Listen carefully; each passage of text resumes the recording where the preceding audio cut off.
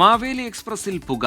S2 കോച്ചിന്റെ ഭാഗത്ത് നിന്നാണ് പുക ഉയർന്നത്. തുടർന്ന് ട്രെയിൻ മാരാരിക്കുളത്ത് പിടിച്ചിട്ടു. 2 മണിക്കൂറോളം നീണ്ട ആശങ്കയ്ക്കൊടുവിൽ ട്രെയിൻ യാത്ര പുനരാരംഭിച്ചിട്ടുണ്ട്.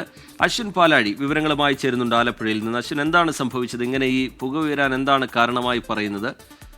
വിശദാംശങ്ങൾ എന്താണ് അശ്വിൻ പാലാഴി?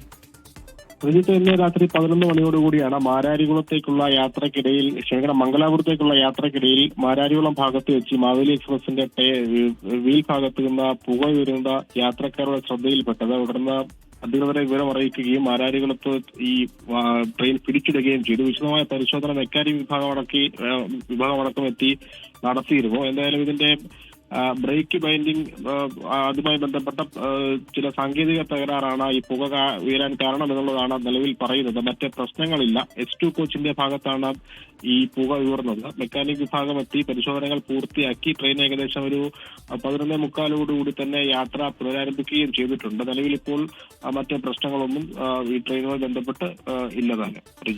ശരി, ആശങ്കപ്പെടേണ്ട സാഹചര്യമൊന്നുമില്ല. ട്രെയിൻ യാത്ര പുനരാരംഭിച്ചിട്ടുണ്ട്.